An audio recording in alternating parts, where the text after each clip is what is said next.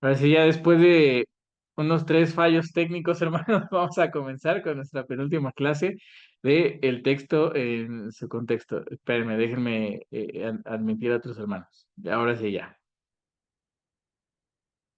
Bueno, estas son todas las clases que hemos tenido. La primera, bueno, fue una introducción. La segunda fue contexto inmediato. La tercera, contexto lejano, contexto del autor.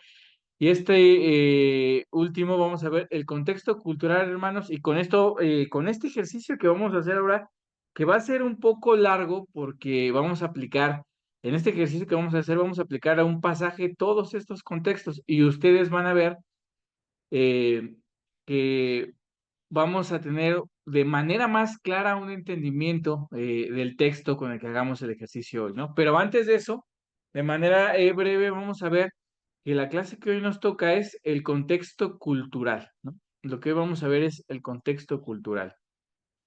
Ok. Y por supuesto, la primera pregunta que nos surge es, pues, ¿qué es la cultura, no? La cultura son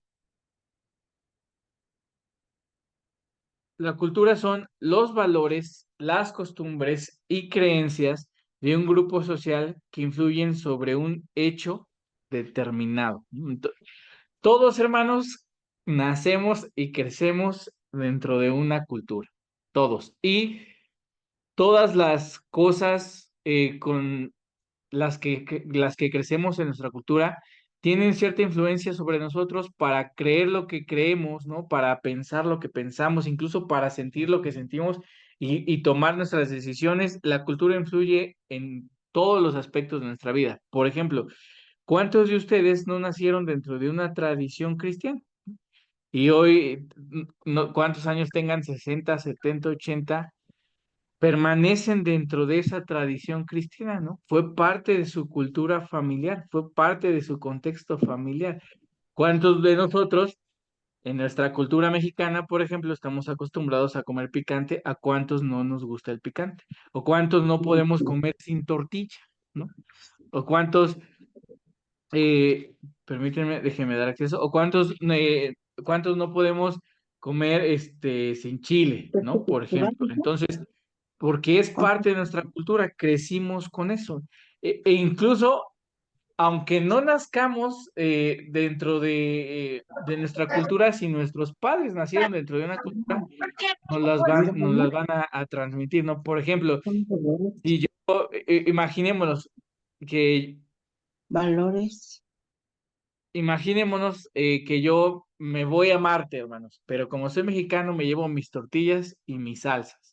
Y entonces yo vivo allá y cuando nazcan mis hijos, yo les voy a enseñar a comer con tortilla y con salsa, ¿no? Ellos nacieron en Marte, jamás vivieron un solo día aquí en la Tierra, pero yo le transmití mi cultura gastronómica de comer con tortillas y salsas, ¿no? Entonces, la cultura que nacemos, la cultura que tiene nuestra familia siempre nos va a influenciar para todas las formas en que veamos el mundo, ¿no?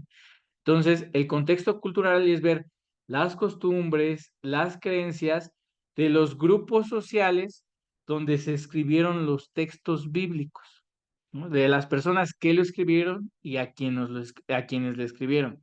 Ese es el contexto cultural. Ver las costumbres, las creencias del grupo social de quien escribió el texto bíblico y a quienes se les escribió el texto bíblico, ¿no? Ese es el contexto cultural. No sé si quedó claro, hermanos, el concepto de contexto cultural. ¿Ok? Perfecto. Sí. ¿Por qué importa tanto el contexto cultural? ¿En qué nos va a ayudar el contexto cultural? Esto lo vimos en la primera clase, en la de introducción.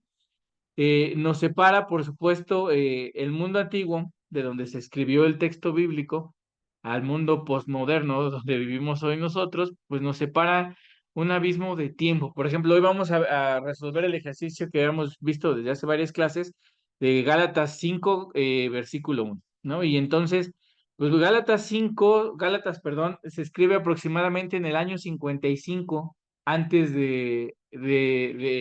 perdón, aquí está mal, se escribe en el año 55 después de Cristo. La epístola de los Gálatas aproximadamente aquí no es antes de Cristo, ahí se me fue un error de dedo, es después de Cristo. Entonces, hoy estamos en el año 2000 ¿no? Entonces, 1950 años aproximadamente, bueno, 2025, ¿no? 1975 años nos separan aproximadamente de cuando se escribe la epístola a los Gálatas y a nuestra fecha hoy en día, ¿no? Se escribe en idioma griego, ¿no?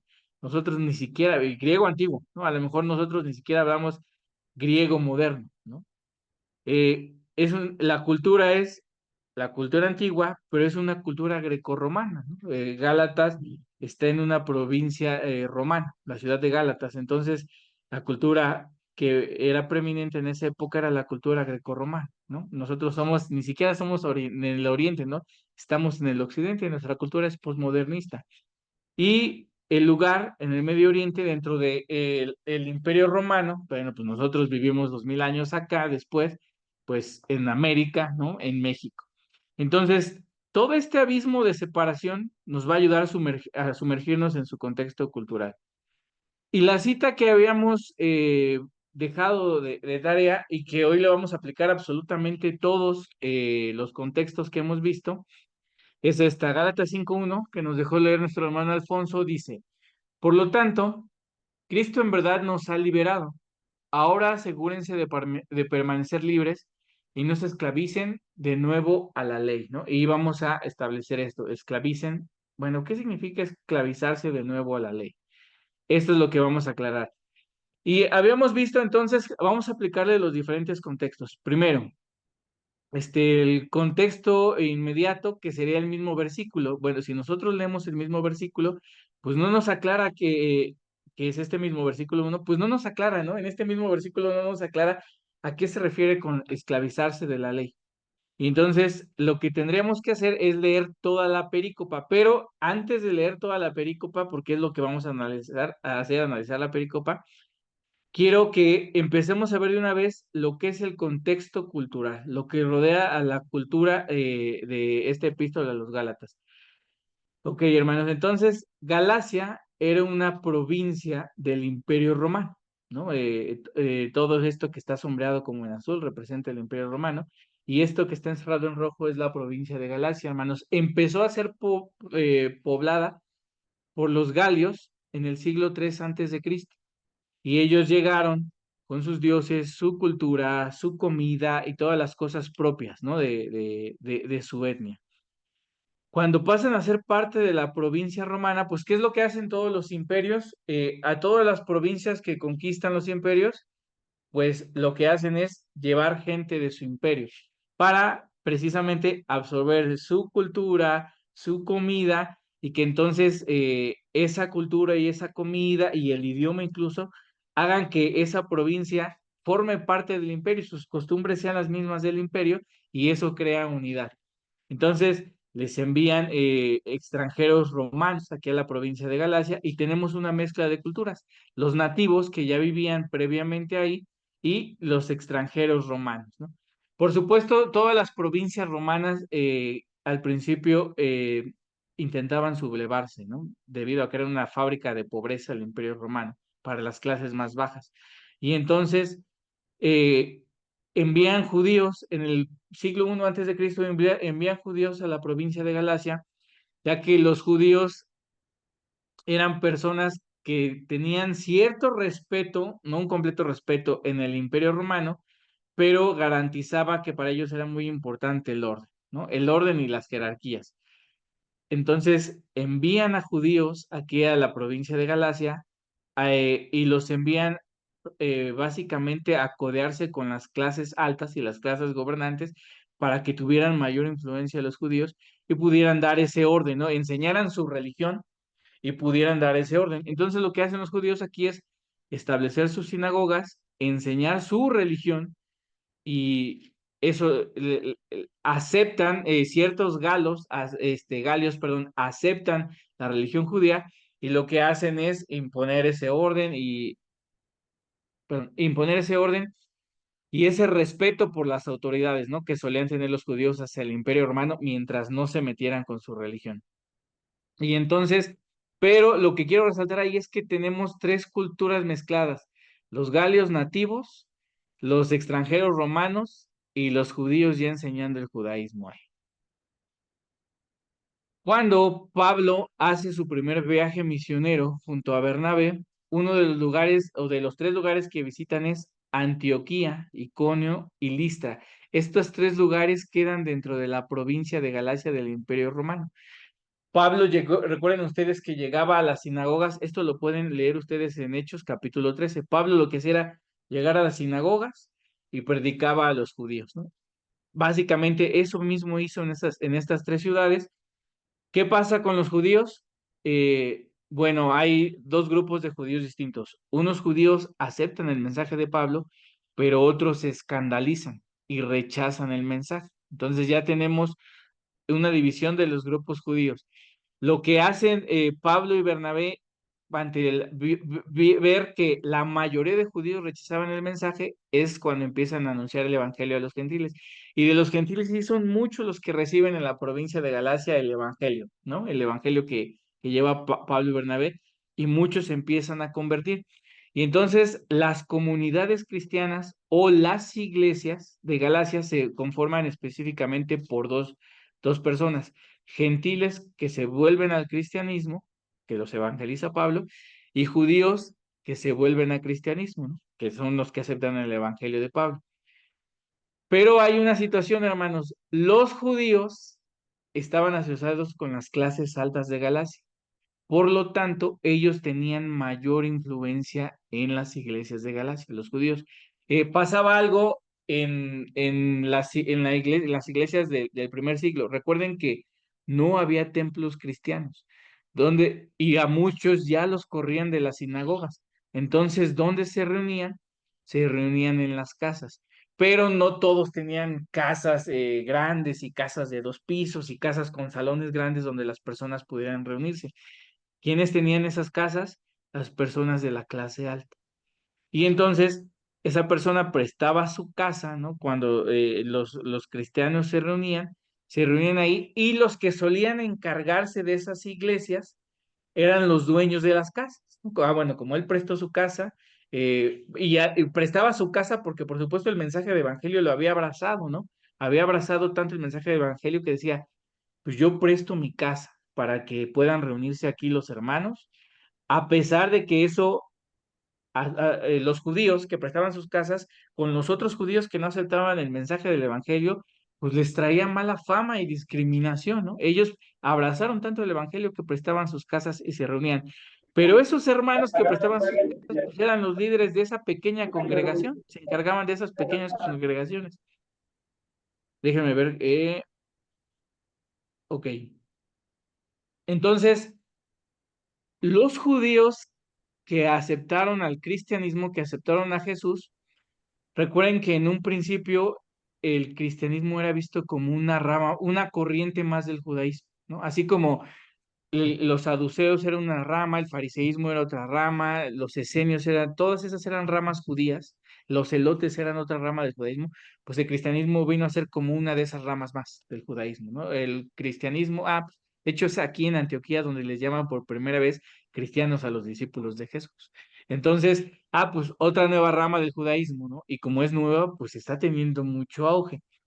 Como ellos creían que Jesús era el Mesías, y Jesús era judío, entonces, y Jesús guardaba, por supuesto, los preceptos del judaísmo, pues ellos veían el cristianismo como una mejor forma del judaísmo. Y lo que hacían era una mezcolanza entre bueno, no una mezcolanza, porque como el cristianismo va surgiendo cuando llega Jesús, enseña y muere, su mayor auge es cuando Jesús muere y empiezan a perseguir a la iglesia en Jerusalén, es cuando empieza a crecer. Pues entonces el cristianismo no es una religión definida como lo conocemos ahora, ¿no? Y nosotros, por ejemplo, cada congregación cristiana, cada tradición cristiana, pues tiene sus fundamento doctrinal, saben qué creer. Algunos incluso tienen hasta dogmas, ¿no? Como el catolicismo tiene sus dogmas, ¿no? Que son incuestionables. Otros tienen sus fundamentos doctrinales, sus credos. Pero en aquel tiempo no, hermanos. El cristianismo era una religión nueva. Entonces no tenían bien definidos sus principios, ni todos creían igual. Acuérdense en Hechos 15, cuando Pablo va al concilio en Jerusalén y presenta esto que está pasando. Pues mire, estoy predicando a los gentiles y reciben el Espíritu Santo, ¿no? Y dicen, y en ese concilio en Jerusalén empiezan a discutir, bueno, pues los gentiles pueden formar parte del pueblo de Dios, pueden recibir el Espíritu Santo, y dicen, mira, en lo que lo decidimos, tú nada más dile que se abstengan de comer ahogado, de comer muertos y de fornicar, ¿no? Y después establecemos que otros principios guarden, pero mientras que se guarden de eso.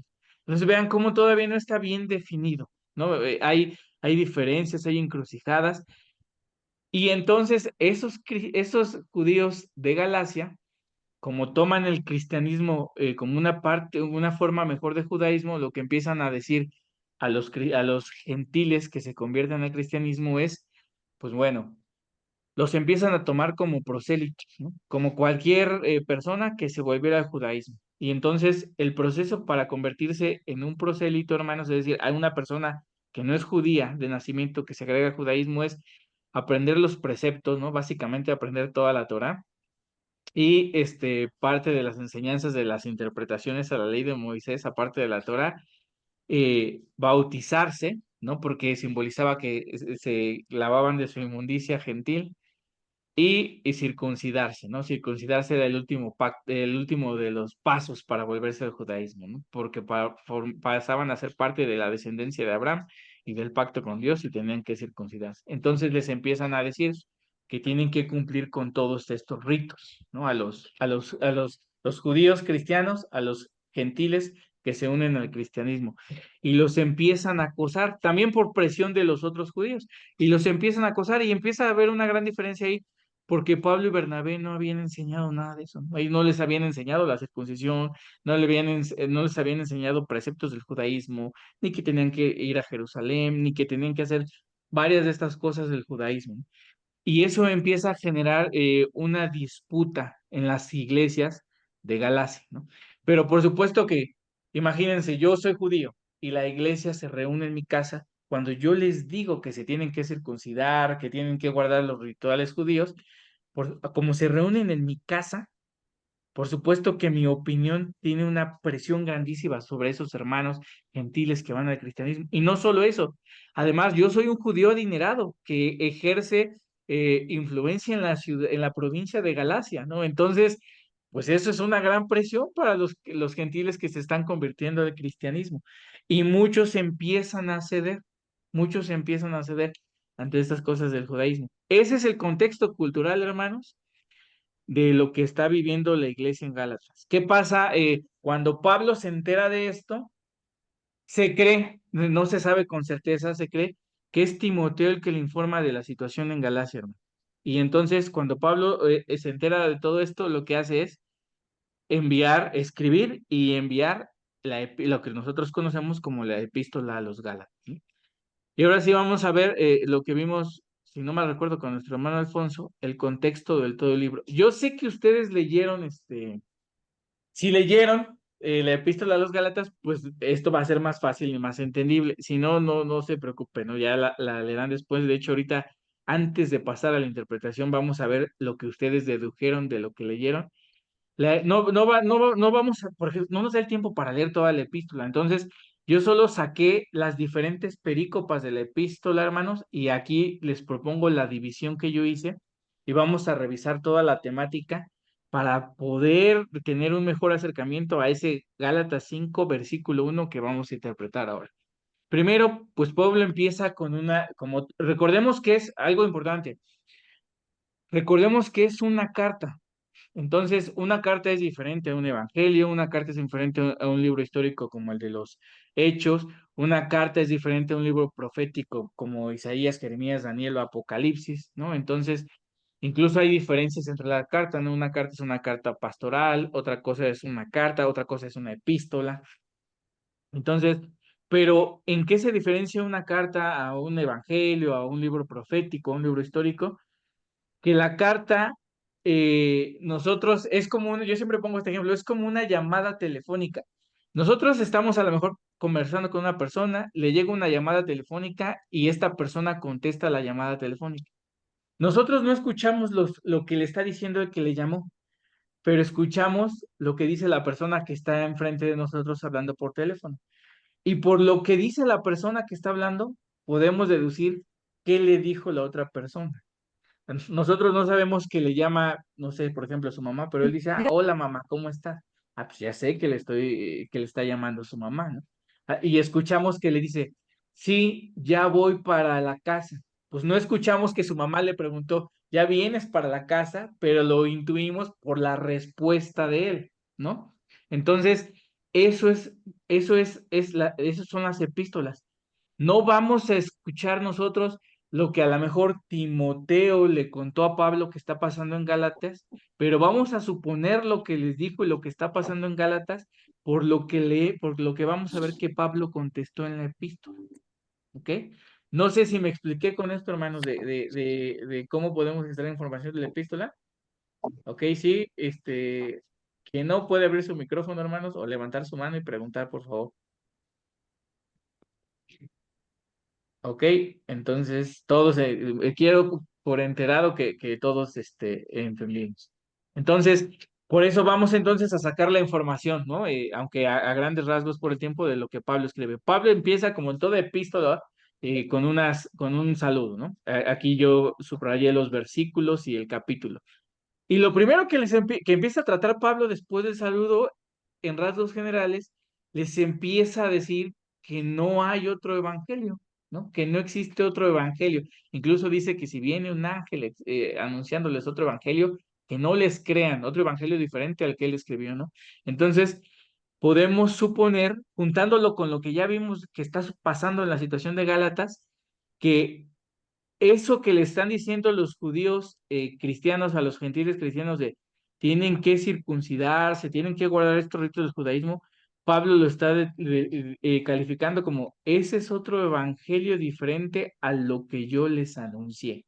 Lo que esos judíos les están diciendo es un evangelio distinto al que yo les anuncié.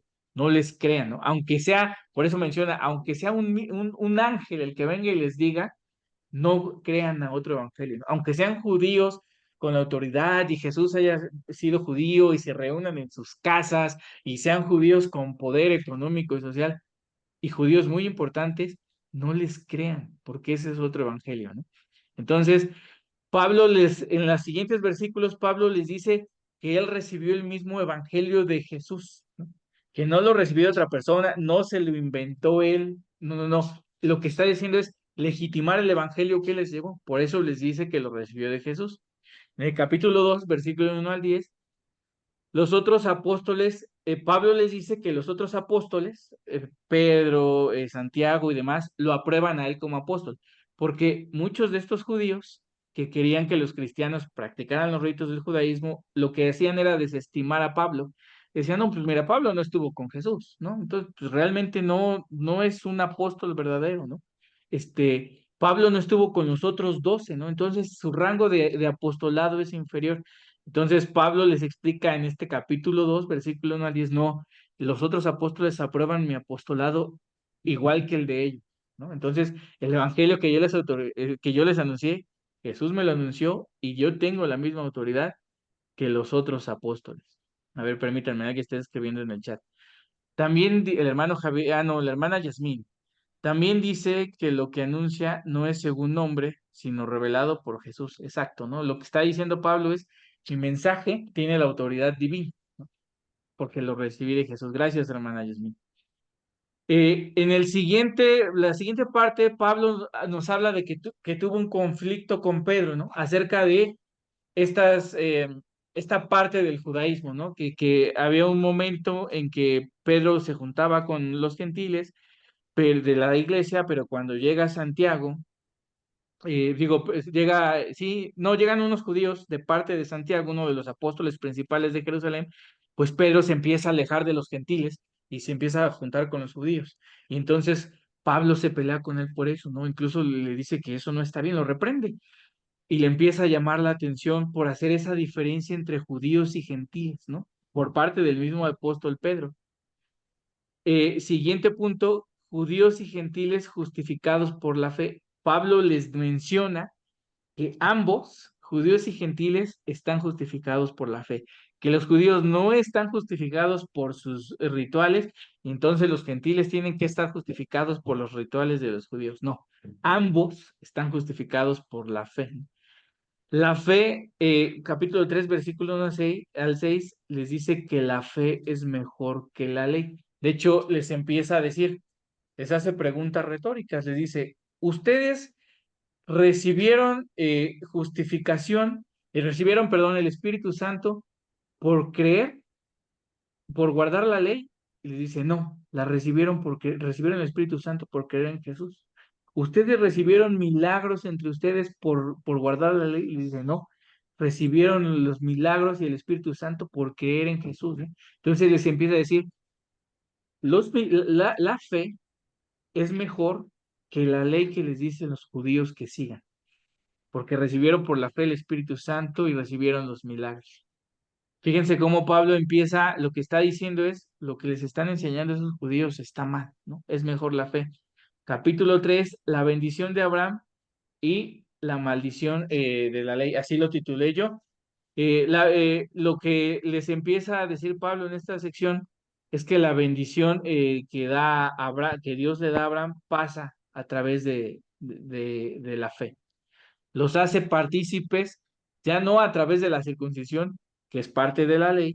¿Por qué habla mucho Pablo de la circuncisión? Porque la circuncisión era el rito más importante, el símbolo más importante de que tú formabas parte del pueblo de Dios en lo que es el judaísmo, ¿no? La circuncisión.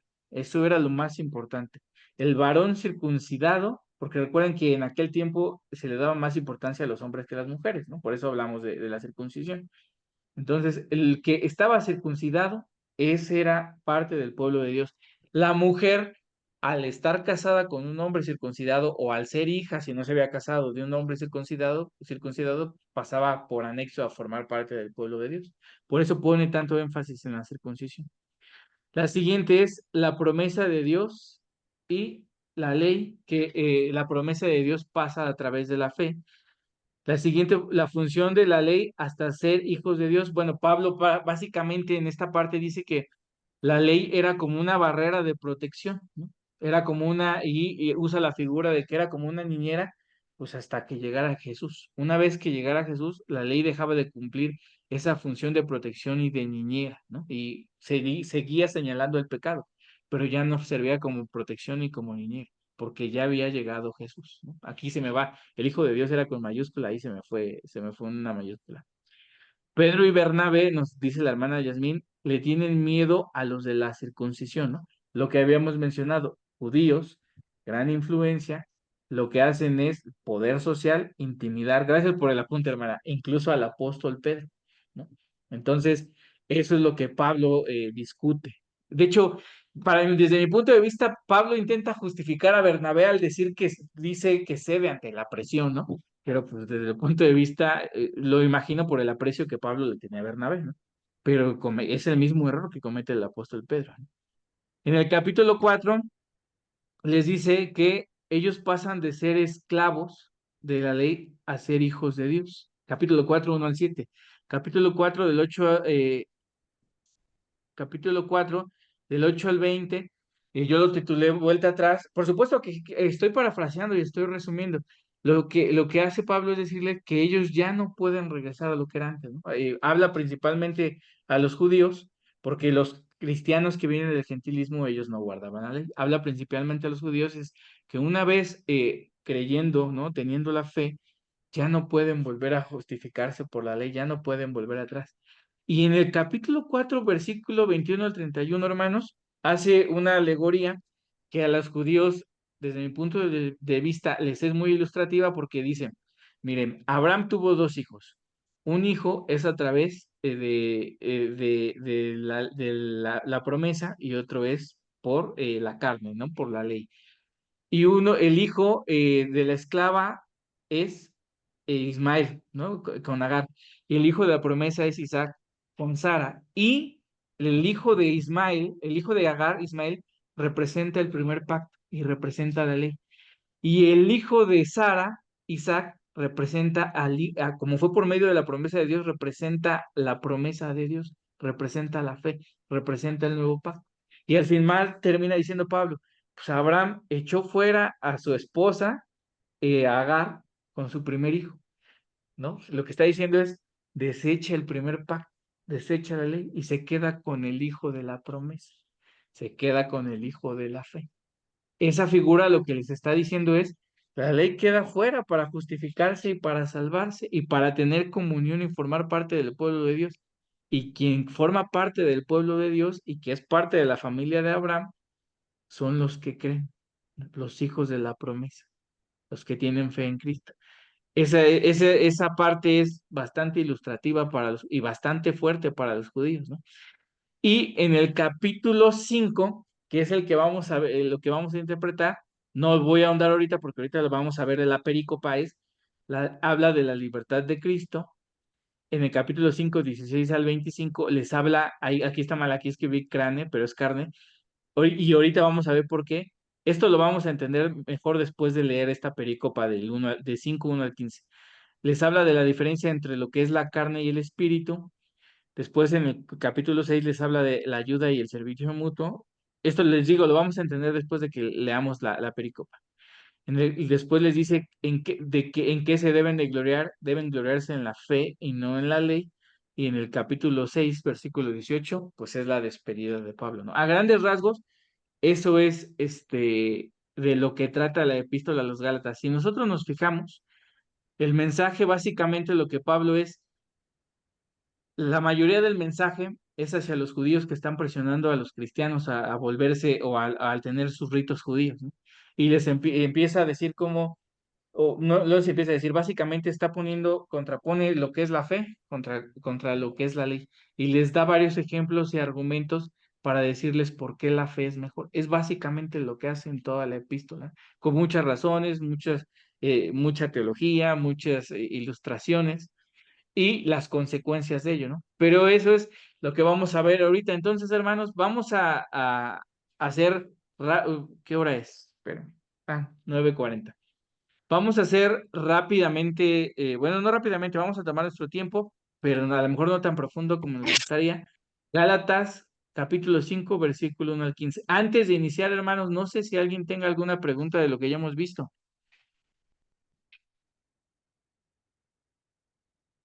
o tenga alguna opinión. Aquellos que leyeron la epístola, hermanos, nos pueden dar, los que leyeron la carta e hicieron la tarea de interpretar Gálatas 5 versículo 1, que nos quiera dar su aportación antes de que ya lo veamos, para ver si coincidimos. Sí, hermana Iri, adelante, o Eli, o las dos. Sí, gracias, Ivancita. Fíjate que yo estaba viendo lo complicado que fue para el apóstol Pablo hablando del autor, del contexto Ujú. del autor, lo complicado que fue para Pablo. Tú el sábado ya nos explicabas que le predicó a judíos, también le predicó a, unos sí se convirtieron, también a gentiles, pero aquí en Corintios capítulo 6 ya ves que dice que también o sea, dice que no heredarán el reino de los cielos, ya sabes, ¿no? Adúlteros, fornicarios, afeminados, varones, ladrones. Pero me llama la atención lo que dice el verso 11 y dice, esto eran algunos, mas ya habéis sido lavados, ya habéis sido santificados y ya habéis sido justificados por el Señor. A lo que voy es que o sea, a esa gente tenía Pablo, ¿no? A esa gente también tenía Pablo en Galacia. O sea, no eran puros judíos o judíos buenos, también podía haber de judíos de estos, fornicarios, adúlteros, no sé, así como gentiles. O sea, estaba bien complicado cómo Pablo se dirigía a ellos, porque dice, el Señor ya los sacó de ahí, ¿no? O sea, no se fue a puros templos a predicar. Yo entiendo que había gente en verdad que salió de muchos pecados, ¿no? A esa gente también se dirigió Pablo. Es que a veces entendemos como que va más dirigido, bueno, yo entendía, como que va más dirigido a judíos y no, nada más quería agregar eso. Sí, gracias, Eli. De hecho, lo vamos a ver más adelante, pero Pablo también tiene previsto eso, ¿no? Miren, pues la ley controlaba a los judíos, ¿no? Les daba unas normas éticas. Entonces, si yo les digo, miren, ellos pueden pensar que, mira, entonces ya no tenemos que obedecer nada, podemos ser libres, no hay ningún problema. Y más adelante, Pablo les habla de una ética, ¿no? Una ética cristiana y valores, ¿no? Entonces, sí, por supuesto, el principal problema en Gálatas era ese, pero no quiere decir que no había personas que incurrían en todas estas situaciones. Gentiles y judíos, por supuesto.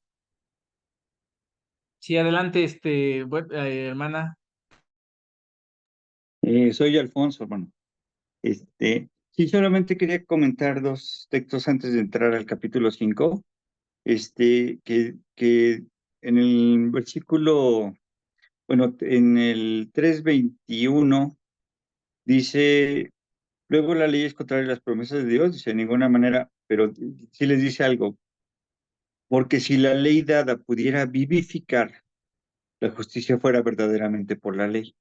Lo que muestra es que la ley señala el pecado, pero no tiene un poder regenerador, no puede dar vida. Esa era la limitante de la ley, a diferencia del espíritu, que sí es regenerador y es un espíritu vivificante. Otra cosa es que aquí mismo en el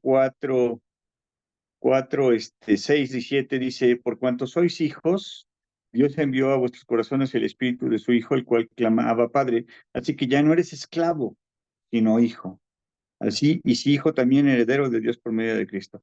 Esto es muy bonito porque les está diciendo, ustedes no son esclavos, ni del pecado, ni en este caso, el volver al judaísmo es hacerse esclavo otra vez. Dice, ustedes han cambiado de estatus, ya no son esclavos, son hijos. O sea, y volverse otra vez a la ley era volverse esclavos de nuevo. O sea, eso les está advirtiendo para que no vuelvan atrás. Ok, gracias, hermano. Este, vamos a ver que no podemos leer toda la epístola, ¿no? Después de que veamos el contexto y que ya vimos un poco el contexto, regresen ustedes después ya con tiempo a releerla y van a ver que van a encontrar más sentido, ¿no? A lo que estamos leyendo. Pero Pablo, como les había mencionado, y bien nos dice nuestro hermano Alfonso, a lo largo de toda la epístola da razones del por qué, ¿no? Y trata de cerrar todas esas, esto que les decía. Ah, pues entonces, si está diciendo que Pablo, que no sean esclavos de la ley, podemos hacer cosas que la ley prohibía. No, Pablo después empieza a manejar esa cuestión ética, ¿no? Pero Pablo da razones de por qué Jesús y por qué la fe es mejor. Vamos a ver algunas de ellas, pero eso sí, estaría muy bien que después de que lo veamos aquí ustedes en casa, le den una relectura con ya este contexto que estamos viendo. No sé si alguien más, hermanos, antes de que pasemos ya, ahora sí, con todo el contexto que ya hemos leído, a esos versículos.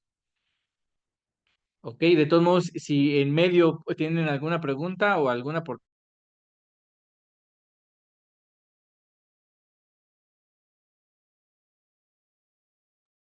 Ya no te escuchamos, hermano. Uy, ya casi acabo todo, hermanos, y no me escuchaban. No, entonces les decía, sí, hermana, ya se me iba adelante. Ay, perdón, hermano, presioné sin querer, pero bueno, ya aprovechando un poquito, de repente me llama a la atención porque, bueno, yo me he hecho he hecho como una reflexión y un análisis de repente. Eh, Aquí sin duda habla, no sé si exactamente o quiere hacer énfasis al tema de la circuncisión, porque de repente pareciera ser que podríamos ver, de acuerdo a la lectura de esta epístola, que que seguir la ley es malo, ¿no? Porque, porque Jesús ya vino a quitarnos la ley. De repente Ok. yo he escuchado como que se interpreta de esa forma. Pero cuando hago la lectura y trato de entender qué es lo que realmente se refiere Pablo con el tema de no regresar a la ley, siento o entiendo que más bien es en un tema de la salvación en sí, la salvación es por fe, pero cuando nosotros tenemos la fe suficiente y creemos toda la enseñanza que Dios nos da a través de la palabra de Dios, de toda la Biblia, ¿no?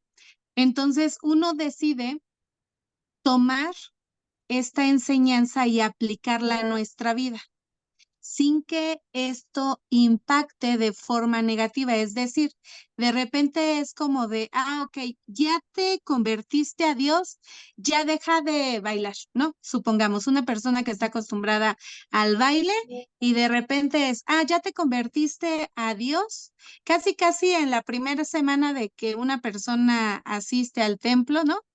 Y ya le queremos decir, deja de bailar, ya no puedes bailar, eso es pecado. Entonces, según yo entiendo, esto era algo parecido que se tenía, que era un problema en Galacia, porque, bueno, habían judíos que decían, para tu salvación, no como en obediencia a Dios, sino para tu salvación, te tienes que circuncidar, hacías el baño tradicional, ¿no? Que representaba, como tú bien dices, el tema del bautismo, y entonces, bueno, ya vas a ir a seguir la ley, ¿no?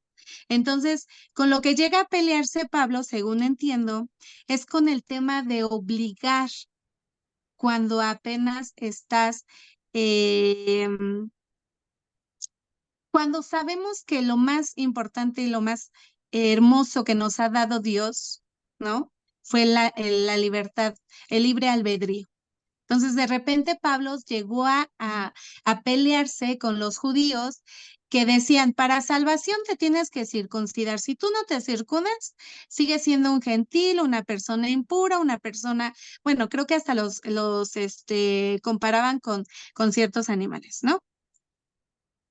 Y entonces yo caigo en cuenta que de repente cuando hablamos de ley, y digo, ahorita un poquito me llama la atención que hayas comentado lo de Agar y lo de Sara, yo me quedo con los versitos que dicen el verso capítulo 4 21, ¿no? Que dice, decidme lo que queréis los que queréis estar bajo la ley, ¿no habéis oído la ley? Porque está escrito que Abraham tuvo dos hijos, uno de la esclava y el otro de la libre. Entonces aquí como que hace énfasis quiere seguir siendo esclavo, ¿no? Porque Abraham tuvo un hijo de una esclava y otro hijo, como bien lo comentabas, de una promesa. Y ese hijo de la promesa pues nace en libertad. Y creo que el verso, capítulo 5 verso 1 justo siento yo desde mi punto de vista, ¿verdad? Que está ligado como a esta alegoría de el hijo de la esclava y el hijo de la libre. Es lo que quería comentar, hermano. No, gracias, hermano. Me parecen acertados sus comentarios. Eso es importante. Pablo no quita la ética, o sea, no cambia la ética, o sea, la ética de Dios queda intacta, ¿no? O sea, Pablo no se mete con la ética, para nada, ¿no? Podemos decir lo que cambia la función, ¿no? De la ley. Si antes la ley se servía para salvarte, ¿no? Y para ligarte a Dios y para que te creas superior y más santo, dice, no, la ley señala el pecado, ¿no? Como bien nos decía nuestro hermano Alfonso, ¿no? No, la ley no sana, la ley no te cambia, no, la ley señala el pecado, ¿no? Entonces, esa es podemos decirlo así, la función cambiante, ¿no? Y ahorita vamos, para comentar lo otro, vamos a meternos en la pericopa y se van a complementar algunas de las ideas que nos menciona nuestra hermana Yasmín. Y antes de pasar, ¿alguien más, hermanos? Ok, si no es así, entonces pasamos a la pericopa. Dice, bien como decía nuestra hermana Yasmín, termina de hacer esa ilustración de la esclava y de la libre o del hijo de la ley y el hijo de la promesa, y dice, por lo tanto, dice, como conclusión de la alegoría anterior, de las figuras anteriores, Cristo en verdad nos ha liberado. Ahora, asegúrense de permanecer libres y no se esclavicen de nuevo a la ley, ¿no? Entonces, lo que está diciendo aquí es, Cristo los ha hecho libres de la ley, pues ya no tienen que someterse a la ley, ¿no? Para ser salvos, para ser más cercanos a Cristo, para ser clasificarse en personas mejores o personas inferiores, ¿no? Como decían las hermanas, judíos y gentiles, hijos de Dios y perros era el calificativo, goyim, ¿no? Que le daban a los gentiles y perros. No, Cristo ya los ha liberado de todo ese sistema de aprende esto, bautízate, digo, no bautízate, hace los lavamientos, circuncídate, ¿no? Después haz estos. Cristo los ha liberado de todo eso. Ahora asegúrense de permanecer libres. La palabra o el concepto griego de asegúrense es manténganse en pie, manténganse firmes de seguir en esa libertad y no se esclavicen de nuevo a la ley. La ley los vuelve esclavos de sí mismos. Entonces, la ley no cambia, la ley no salva, quien lo hace es Cristo en libertad. La ley lo que los hace es volverse esclavos, el pueblo judío. Ahora, ya que llegó Cristo y libera, el pueblo judío ahora es esclavo. Si lo sigue ahora, ya no es libre, es esclavo de la ley, ¿no? Es lo que les está diciendo. Y aquí lo que hace, hermanos, es dar argumentos y para decirles por qué son esclavos, sí, las consecuencias de seguir guardando la ley, ya teniendo la ley como manera de acercarse a Dios o de salvación, ya teniendo a Cristo. Dice, presten atención.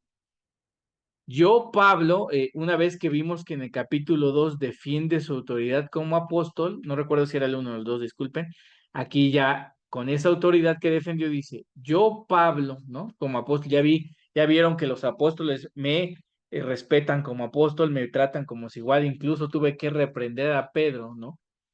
Yo, Pablo, les digo lo siguiente, si dependen de la circuncisión para hacerse justos ante Dios, entonces Cristo no les va a servir para nada, ¿no? Recordemos de nuevo, la circuncisión era el rito y el paso definitivo para formar parte del primer pacto y formar parte del pueblo de Dios en el judaísmo. Entonces, si ustedes se quieren unir a Dios mediante el rito de la circuncisión, que es donde empiezas a ser judío y entonces guardar toda la ley, entonces Cristo no te sirve para nada, porque Cristo muere para salvarte, Cristo muere para justificarte, Cristo muere y se va para que venga el Espíritu Santo y el Espíritu Santo se transforme. Pero si tú quieres alcanzar eso por medio de la circuncisión, de la ley y del judaísmo, entonces no te sirve Cristo de nada. Y recordemos una cosa, hermanos, en la Torá se señalaba que aquel que moría en un madero era una persona maldita, ¿no? Entonces, como ya eres judío, dentro de esa misma ley de la Torah, pues Jesús es maldito. Entonces, un hombre maldito no te sirve de nada en el judaísmo. Cristo es maldito en el judaísmo porque murió crucificado. Cristo no te sirve para nada. Y yo les mencionaba el sábado que hablamos un poco de esto, lo que hacen es estar renunciando al cristianismo. Ya son judíos, no son cristianos, son judíos, ¿no? Entonces Cristo no les sirve para nada. Versículo 3, lo repito, ¿no? Le vuelve a dar un mayor énfasis, pero aquí menciona otra consecuencia. Si pretenden lograr el favor de Dios mediante la circuncisión, recuerden que para el judaísmo, aquel que era el que guardaba más la ley era el hombre que más le agradaba a Dios. Aquel que cumplía con todos los rituales del judaísmo y dentro de la Torá era aquel que estaba más cercano a Dios y el favorito de Dios, ¿no? Por ende, por supuesto, el sumo sacerdote, ¿no? Entonces, por eso dice, si pretenden ganarse el favor de Dios, la gracia de Dios, ser los favoritos de Dios mediante la circuncisión, ¿no? Entonces, ustedes están obligados a obedecer cada una de las ordenanzas de la ley de Moisés, porque lo que hacían los judíos era una mezcolanza del judaísmo con el cristianismo, ¿no? Y entonces, pues sí, alabamos a Jesús y creemos que Jesús es el Mesías, pero nos circuncidamos y seguimos guardando nuestras costumbres judías. Y entonces Pablo aquí hace un parteaguas y dice, no, no es una mezcolanza. Si quieren ser judíos, ¿no? Y circuncidarse, tienen que guardar todas las ordenanzas del judaísmo, tienen que seguir ofreciendo sacrificios, tienen que seguir yendo guardar las 3 fiestas importantes a Jerusalén, tienen que llevar otra vez todos sus diezmos allá, tienen que hacer todo, todo, todo lo del judaísmo. No pueden hacer solo una parte ya, tienen que hacer todo. Pero en versículos anteriores, cuando en el capítulo 2, cuando Pablo discute con Pedro, les dice, ¿por qué quieres que los judíos guarden las leyes del judaísmo? Estoy parafraseando, por supuesto, si ni siquiera nosotros siendo judíos pudimos guardar todas las leyes, ¿no? Entonces, les está diciendo previamente, ni siquiera nosotros pudimos guardar el judaísmo, menos ustedes, ¿no? Pero si quieren, tienen que hacerlo, pero ustedes tampoco van a poder, ¿no? Entonces, finalmente, aunque se vuelvan judíos, ni así van a ser justificados por el judaísmo porque no van a poder guardar todas las leyes y ni siquiera se van a ganar el favor de Dios porque no van a ganar todas las leyes, ¿no?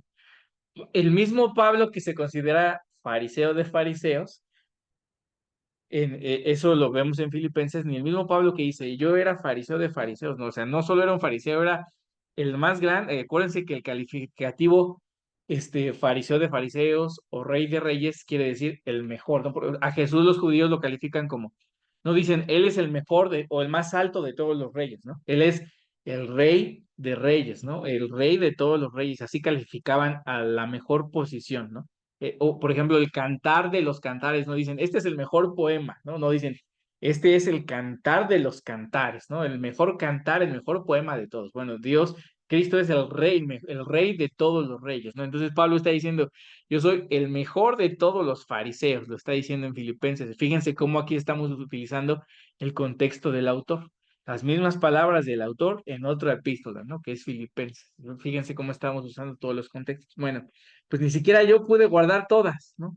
Pues ustedes tampoco van a poder, ¿no? Pero adelante, háganlo si quieren, no váyanse al judaísmo si quieren. Pues si ustedes pretenden hacerse justos ante Dios por cumplir la ley, han quedado separados de Cristo, han caído de la gracia de Dios.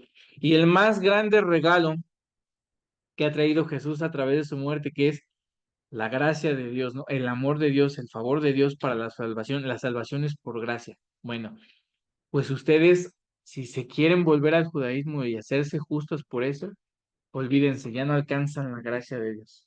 Han caído de la gracia. Yo les decía el sábado, imagínense para Pablo el impacto que les quiere causar, que nosotros sabemos que la gracia de Dios es infinita, ¿no?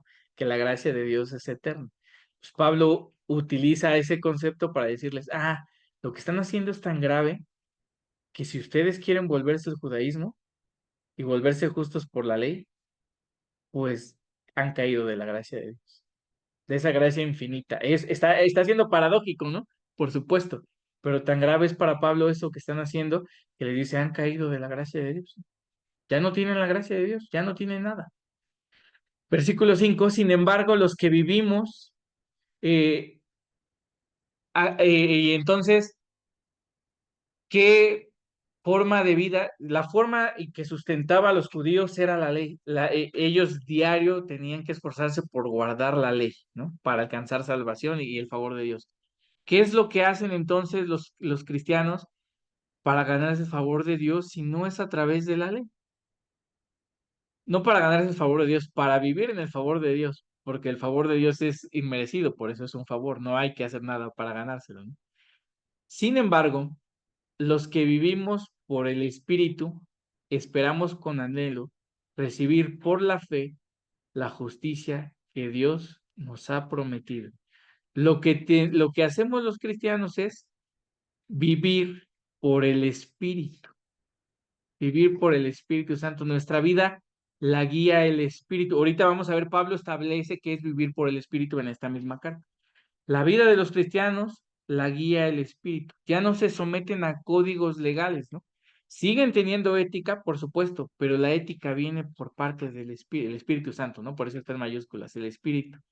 No por seguir un código, sino por la vida en el Espíritu. Y alcanzan la justicia por la fe. Esperan ser justificados ante Dios porque Dios así lo prometió, pero por creer en Él ya no es, pues voy a ser justificado ante Dios porque yo guardé todos estos mandamientos, ¿no? Por mis propios méritos, yo lo conseguí por mí mismo, porque hice todo esto.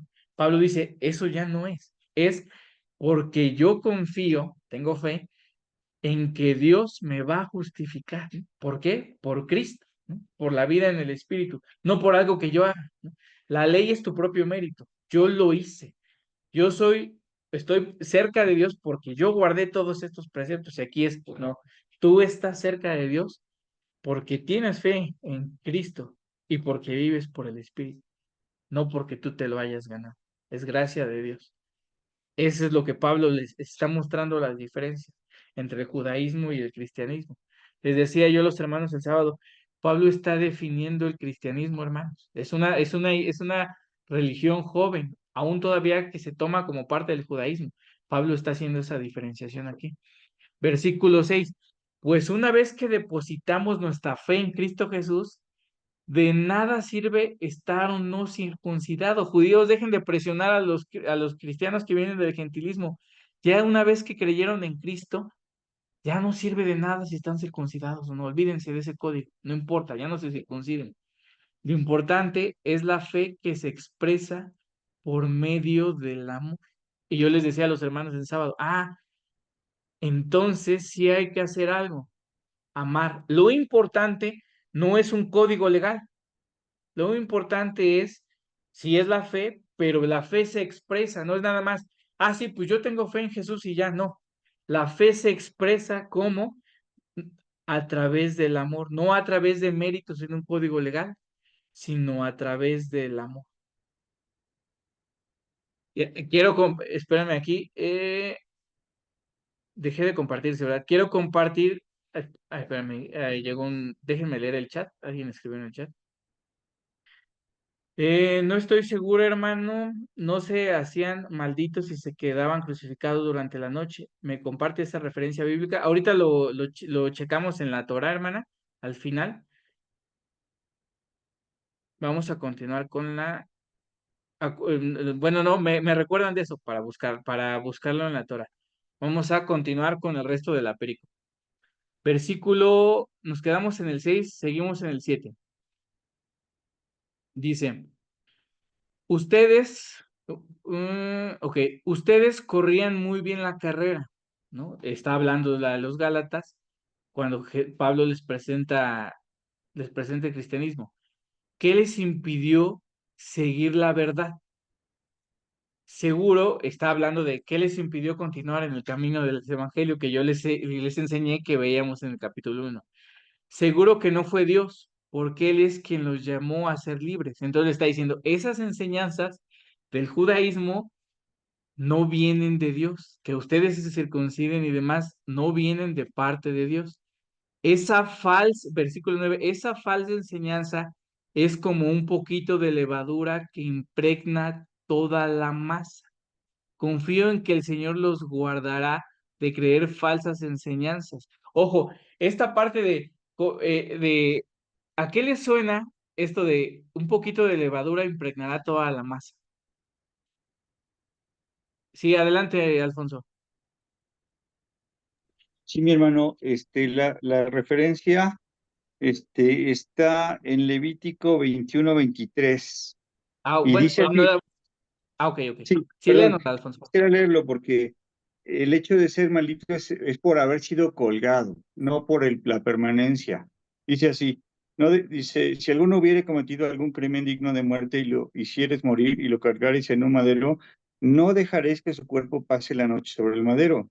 Sin falta lo enterrarás el mismo día, porque maldito por Dios es el colgado. Y no contaminarás tu tierra que Jehová tu Dios te da por heredad. O sea, el colgado ya era maldito, y para no contaminar la tierra había que quitarlo antes del anochecer. Pero sí, él en sí, la persona, ya estaba siendo maldita por la ley por haber sido colgado en el madero. Levítico 26, ¿qué, hermano? No, 21, 23, 22 y Ok, 23. muchas gracias. Sí.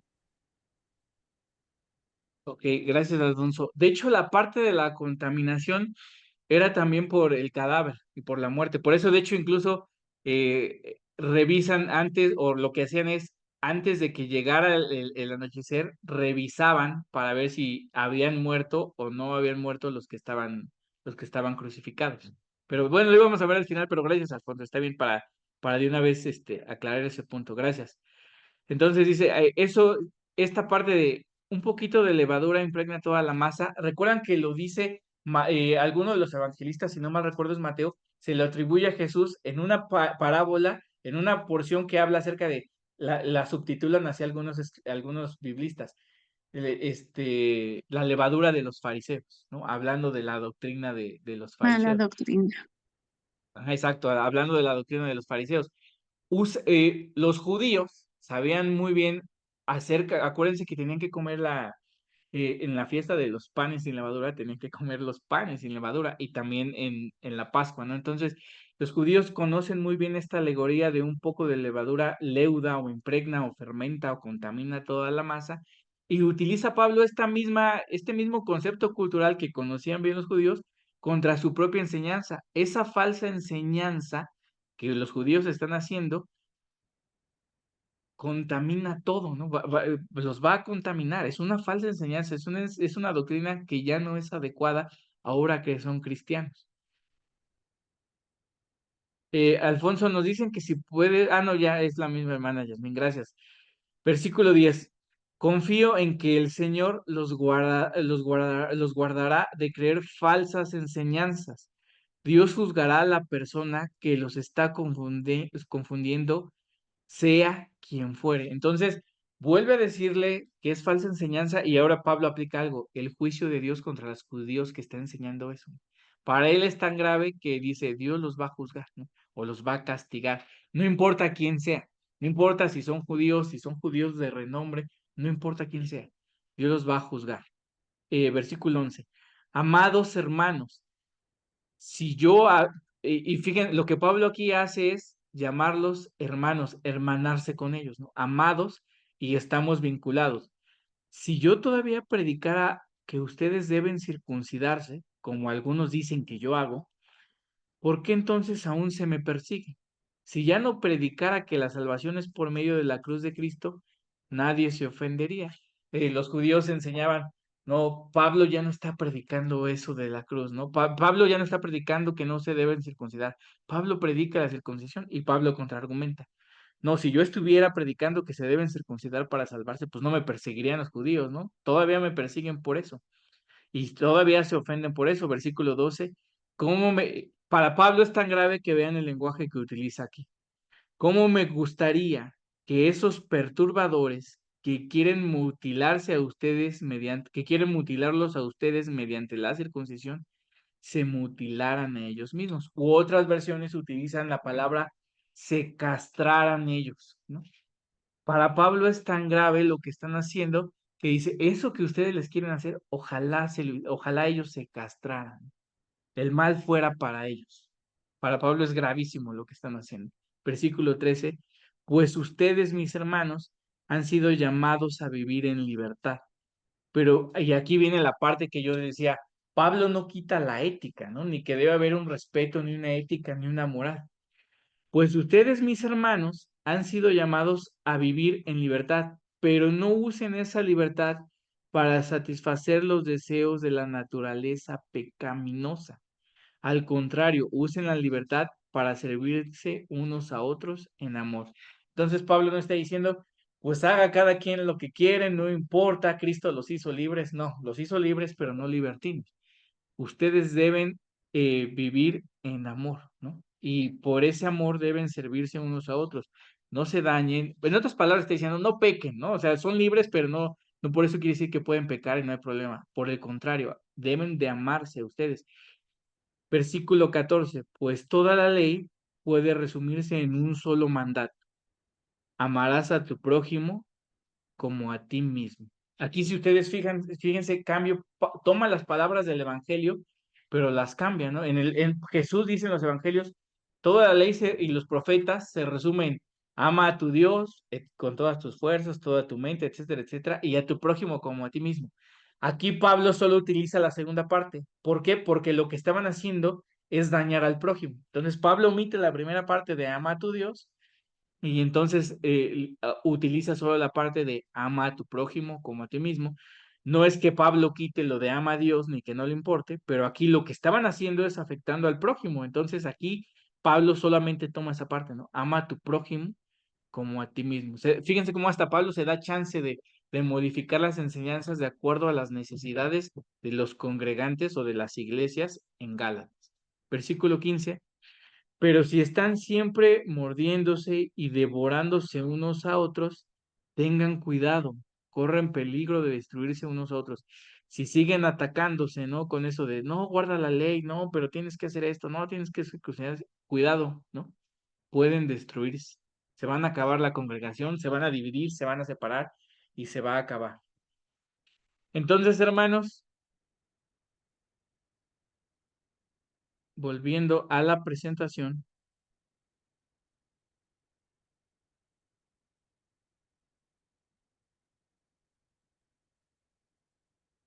bueno, ya la pongo aquí. Conclusión, la esclavitud del versículo 1 de Gálatas 5 se refiere a volver a creer en la justificación o en la salvación por la ley, ¿no? Básicamente cuando dice no sean esclavos, está diciendo no vuelvan a creer en la justificación o en la salvación por medio de la ley, ¿no? El principal problema que marcaban era la circuncisión. Pero a eso se refiere Gálatas 5, versículo 1. Ya si nosotros una vez, como les había comentado, leyendo esto, pues ya es más fácil entender los versículos que siguen, ¿no? Capítulo 5, versículo 16 al 25, Pablo les explica qué es la carne, ¿no? Cuando les dice, ustedes no utilicen la libertad para vivir de manera pecaminosa, sino para servirse con amor, les empieza entonces a explicar lo que es el pecado. Ustedes conocen bien lo que Pablo define como el fruto de la carne, ¿no? En los versículos me parece que es del 22 al 23, ¿no? Que es adulterio, fornicación, injusticia, etcétera, etcétera. Y dice, ustedes al contrario, deben ser guiados por el fruto del Espíritu, ¿no? Amor, paz, paciencia, bondad, benignidad. Y empieza entonces en el capítulo 6 a hablar de la ayuda y del servicio mutuo, ¿no? Ahora ustedes que fueron justificados, pues por amor deben servirse y ayudarse mutuamente y no estarse peleando, ¿no? Y al final del capítulo 6 les dice que deben de gloriarse no en la ley, sino que deben de gloriarse en Cristo, por todo lo que ya explicamos anteriormente, ¿no? Y en el capítulo 6 finalmente se despide hablándoles de la gracia, ¿no? Dice que la gracia de Dios esté con ustedes. Lo dice con otras palabras, pero les dice que la gracia de Dios, hace énfasis en la gracia, ¿no? Que la gracia de Dios esté con ellos. Es una de las partes en las que se despide Pablo, hermano. Entonces, fíjense cómo viendo el contexto inmediato, viendo toda la perícopa, el contexto medio, viendo el contexto de todo el libro, viendo el contexto del autor, ¿no? Vimos incluso cómo tomamos partes de Pablo, que había dicho en otras cartas, cómo Pablo toma partes incluso de los evangelios con esto de una poco de masa, leuda toda, un poco de levadura leuda toda la masa, esto de toda la ley se cumple en ama a tu prójimo como a ti mismo, cómo tomamos parte incluso de otros autores y del contexto cultural, cómo nos queda ya un poco más claro acá a qué se refiere Pablo en el capítulo 1, en el versículo 1 de Gálatas 5, con no sean esclavos de la ley. ¿Cómo ven, hermanos? ¿Les hace sentido? ¿No les hace sentido? ¿Sirve? ¿No sirve? ¿Qué opinan?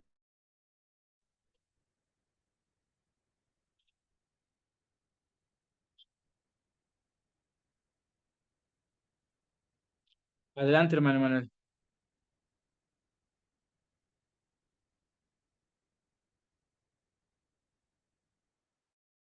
No sé si me escucho porque desconecté sin querer mi micrófono. Sí, ok.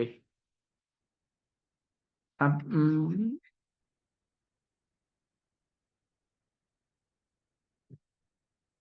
ok. ¿Alguna duda, hermanos? ¿Alguna pregunta?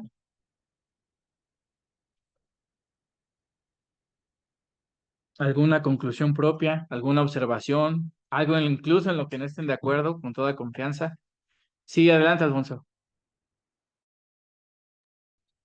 Y mi hermano, bueno, aquí también Pablo introduce un concepto en el capítulo 6 y habla de lo que es cumplir la ley, es algo en favor de tus hermanos, porque dice aquí 6:2, sobrellevad los unos las cargas de los otros y cumplid así la ley de Cristo. O sea, él habla ya de una ley, y le llama así la ley de Cristo, que está basada en el amor, y sobrellevar las cargas de sus hermanos.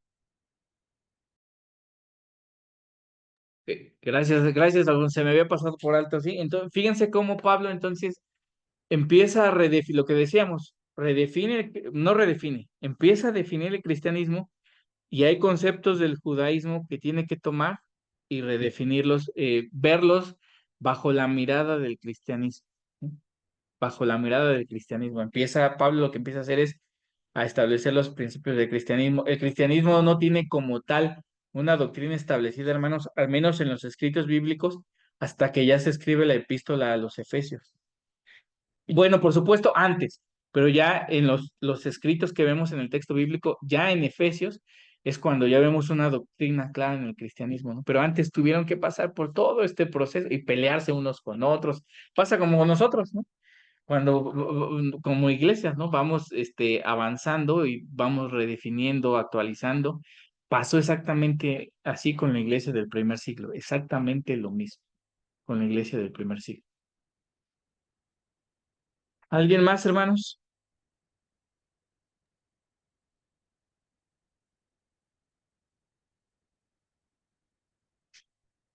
Ok. Si no es así, quiero entonces pensar que todo quedó claro o todos quedamos de acuerdo o están procesando lo que acabamos de ver. Está bien, hermanos, no pasa nada. Adelante, hermana Yasmín. Hermano, muy interesante el contexto cultural, pero también siento que es el contexto más difícil de aplicar, porque de repente el contexto cultural eh, no es tan claro en la escritura. Entonces, no sé si se tenga uno que voltear a ver algún. Siento yo que el contexto cultural es de mucha investigación. Entonces, ¿qué es recomendable en este tema? Ok, sí, hermana.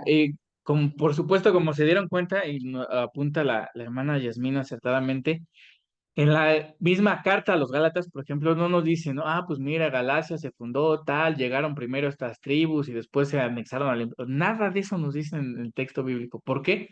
Porque eran cosas que los Gálatas ya conocían, Pablo ya conocía, los Gálatas ya conocían, ¿no? Y Pablo no tenía que decirse, pero nosotros no.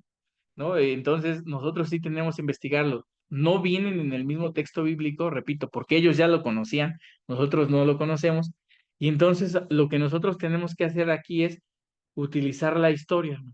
Tenemos que ir a fuentes históricas, que son, por supuesto, extrabíblicas, que no vienen en la Biblia, para poder saber la cultura de aquella época, el idioma de aquella época, términos de aquella época, cómo se fundó la ciudad de Galacia. Entonces, recurrir a fuentes históricas, hermanos, y mi recomendación sería con una índole académica, porque hay compendios, hay Biblias de estudio que por supuesto han pasado ya, pueden hacerlo, no pasa nada, ¿no? Pero sí tendrían que tener un criterio más o hacerlo más con cuidado, porque cuando ya pasan por alguna institución religiosa, por supuesto ellos ya van a hacer la interpretación hacia lo que ellos piensan, ¿no? Y no pasa nada, si ustedes conocen bien su doctrina, adelante, háganlo, no hay ningún problema. Pero si no lo hacen, puede crear confusión. Entonces, la recomendación es que serían fuentes, hermanos, que se inclinen más hacia lo académico. ¿Por qué? Porque lo académico no lleva ningún sesgo religioso, lo ven desde el punto de vista académico, no desde ninguna inclinación religiosa, y entonces es lo más objetivamente posible. Y otra cosa, es algo que se puede comprobar, algo que está comprobado con registros históricos, ¿no? A lo mejor alguien que lleva algún sesgo religioso dice, ah, pues para que esto se acomode a mi religio, a mi tradición cristiana, sea mormón, adventista, del séptimo, lo que sea, ah, pues voy a tirar esta información, aunque no tenga mi fuente, aunque no esté comprobada, porque eso favorece a mi criterio, ¿no? Entonces, no, cuando es con una inclinación académica es porque está comprobado. Hay registros históricos, arqueológicos, antropológicos, que lo tienen registrado y está comprobado. Entonces, sería lo más objetivamente posible, ¿no? Eso es lo que yo recomiendo, irse a fuentes históricas y dentro de lo más recomendado es académica. Hay una revista académica que se llama Ribla. Se las voy a pasar. Es más, déjenme abrirla aquí en el buscador y ahorita les comparto para que ustedes vean.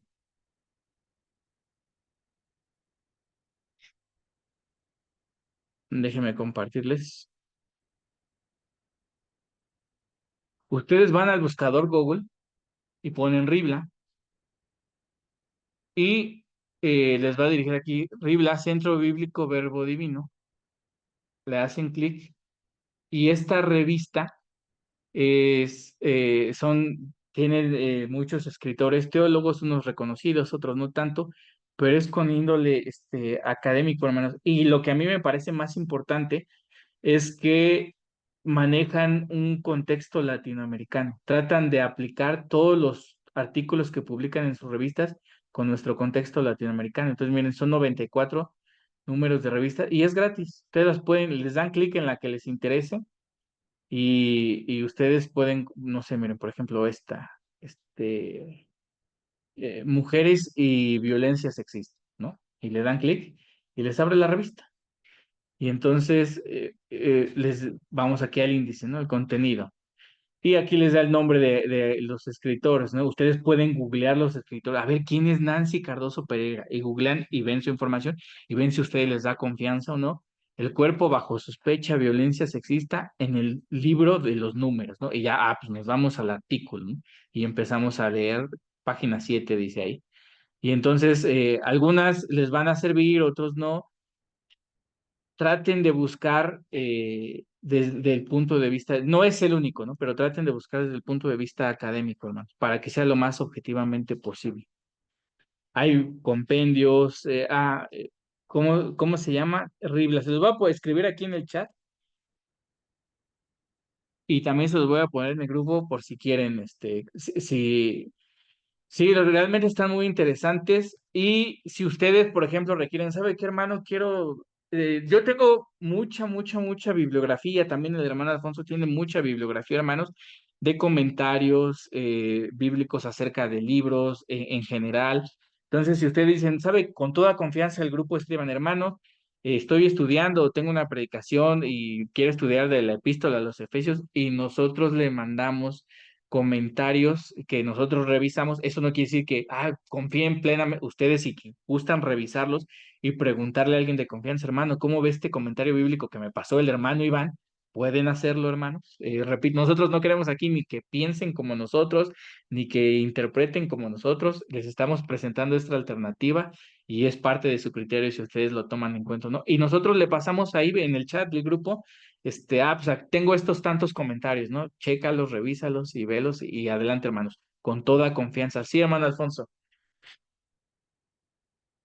Sí, hermano, pues tengo algunos libros que en este sentido histórico nos han compartido desde el SEM, entonces podríamos compartirlo. Es del Antiguo, del Nuevo Testamento, y usos y costumbres de tierras bíblicas y todo el contexto histórico a través del tiempo en el escrito bíblico. Esos creo que ya al menos han sido revisados por nuestra institución oficial que es el SEM. Podríamos compartirlo. Claro que sí, gracias, hermano. Ahora aquí está. Perdón, silencié mi micrófono otra vez.